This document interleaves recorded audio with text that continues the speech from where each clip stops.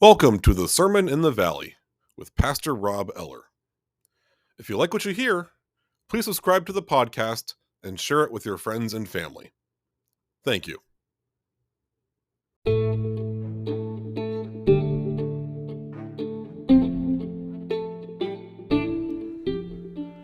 Welcome back, everybody, to the Sermon in the Valley. Pastor Rob Eller here with your Thursday episode. Happy Pride to all of our LGBTQ plus siblings out there. You are seen, you are heard, you are loved. And all of us here at the podcast stand with you, and we will always be your allies in facing the injustices and the hatred and the vile that gets thrown at you in the world. We are there with you. We will stand beside you. We are with you on this. That being said, and this being Pride Month, I thought this would be a good time to explore what the Bible really says about homosexuality.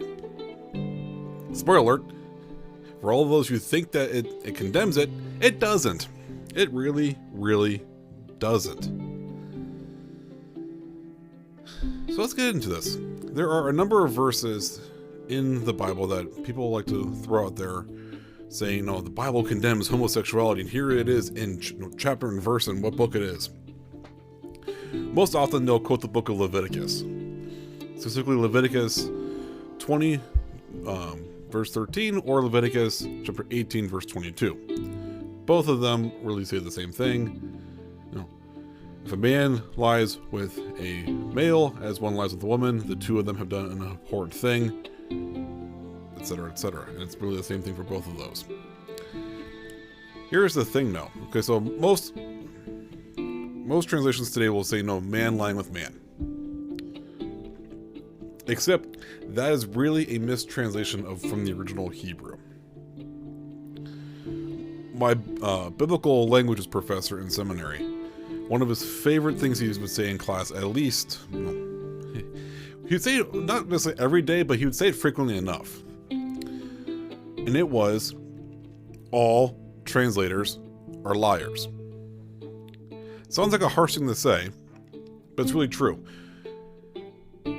People who translate the Bible, in whatever language it is, and we have probably at least a dozen different English translations out there now, they all have a hidden agenda behind them. Well, they're explicit with it. They all have a hidden agenda, and that drives how they translate things in the Bible. And case in point is how they translate those two verses from Leviticus and other verses in the New Testament. They come in with an agenda thinking, okay, you know what? I'm against homosexuality.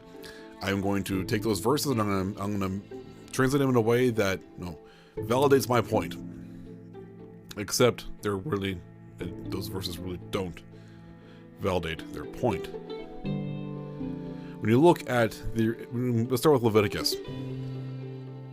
When you look at the original verses in Leviticus, when you look at the original Hebrew, there are two words they actually use for men. There are two words: ish and zakar.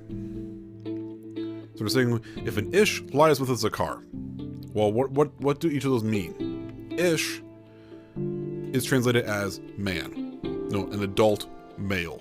That's what it means. In Hebrew, in ancient Hebrew texts and in ancient Hebrew culture, an ish was an adult man. So what does it make a zakar? Zakar, because of the English language and its limitations with translations, zakar is translated as male in this case. And I'm using an article from the Jewish Standard magazine from New Jersey as citation for this, so I'm going straight to the source. A zakar is in English translated as male, but that sounds like a very generalized term. And you can think, oh yeah, see, look, men, male. No. And in ancient Hebrew texts and in ancient Hebrew culture, a zakar meant a young male, a child. So really, what Leviticus 18:22 and what Leviticus 20:13 are saying, if a man lies with a boy, it's talking about pedophilia. It's talking about those kind of relationships that are, men and boys. That's what it's talking about. Because also, if you notice, nowhere in any of those things does it say a woman lying with a woman. It says man lying with boy. That's what it's referring to. That is what it's referring to. Plain and simple. It's plain and simple. I really can't make it any more simple. But like I said before, because us as people have come in with agendas on translations, we make it say what we want it to say and to back up our views. And that is just not the case. In fact, actually, the word homosexual did not appear in the Bible until about 100 years ago. 2,000 years of scripture. More if you count the Old Testament. Because the Old Testament is based on a oral tradition. So, go back even further for that. Go back maybe, 3,000 years? 4,000 years? No mention of the word homosexual or anything like that until about 100 years ago. That tells you right there that people who translated it had an agenda. And also because the English language is so very limited in what we can say with it. I mean, I believe I talked about it before. We're talking about how, in Greek there are like six ways of saying the word love, and we only have the word love in English. Our language is so limited that we're able to come in and twist it and twist the ancient text however we want it to fit. And that's not the case. Okay, so we have understood now that the Old Testament does not condemn homosexuality. Okay, let's go to the New Testament. And we know there's a handful of references in the epistles in the New Testament, the letters, whether that they're written by Paul or someone claiming to be Paul or someone else. There's a word there that has not been found. Is actually not found in any other ancient text. There's a Greek word, arsenkoitos. It's not found in any other text. It's a made-up word, kind of squished together by a translation from Hebrew, made up, and that's been translated as, condemning homosexuality. The problem is that word is made up. The word is made up. There is no basis for it. One of the translations for it, when you use Young's literal translation, which is the translation of the Bible into English from the 1860s, it translates that word into sodomites. Okay. What does that mean? Think back to the Old Testament again, to the story of Sodom and Gomorrah. In the story of Sodom and Gomorrah, an angel of the Lord appears in the city and visits a house. And the men of the village come out and they demand that this angel be released to them so they can have their way with them. They want to force themselves onto this angel because they are enamored by this angel. And then they end up doing it, and they end up forcing it, and they end up forcing themselves into the house and forcing themselves on this angel. That is an act of sexual violence. That is what sodomy is referring to. The word sodomy comes from the story of Sodom and Gomorrah. So a sodomite is someone who commits sexual violence, especially someone who commits homosexual sexual violence. I shouldn't say homosexual. They commit same-sex sexual violence. That's what a sodomite is. So what Paul's condemning is essentially same-sex rape. That's what he's referring to. He's not referring to anything else. He's referring to that. Paul is condemning violence, or whoever wrote that letter is condemning violence, not love. Period. That's what the New Testament has to say. So basically the Bible condemns men lying with boys and sexual violence. Okay, well then the last argument people make is, well, Jesus condemned it. And I really, really hate when people use this argument. Okay, fine. Let's look through the 4 Gospels. Let's look through Matthew, Mark, Luke, and John and see what Jesus had to say about homosexuality. That's right. Absolutely nothing. Jesus had nothing to say about that.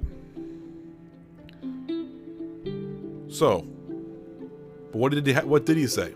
Well, let's look at John 15:12. John 15:12 is, "My command is this: love each other as I have loved you." That's what Jesus said. Love one another as I have loved you. He didn't put any kind of qualifiers on who we're supposed to love. He just said love one another. That's the gospel wrapped up into one phrase. That's the message that we're given to us, to love one another. That was the greatest commandment. That's what we need to do. That's what we need to do. But along those lines, never, never, never say, no, hate the sin, love the sinner. Never say that. Because you're still invalidating that person. You're still saying that they're living in sin. When I just laid out to you all those verses, don't say what you think they say. That person is not living in sin. Yes, we are all sinners and saints simultaneously. Martin Luther laid that out. But when you say it that way, it's a very backhanded way of saying, I don't agree with what you do. I'm gonna do a backhanded condemnation of it. No. Love everyone as I have loved you. That's what Jesus said. To sum up everything, so does the Bible condemn homosexuality? No, it does not. No, it does not. It condemns behaviors that are dangerous. It condemns behaviors that are hurtful, like relations with children, like violence, but it does not condemn love, because the Bible is all about love.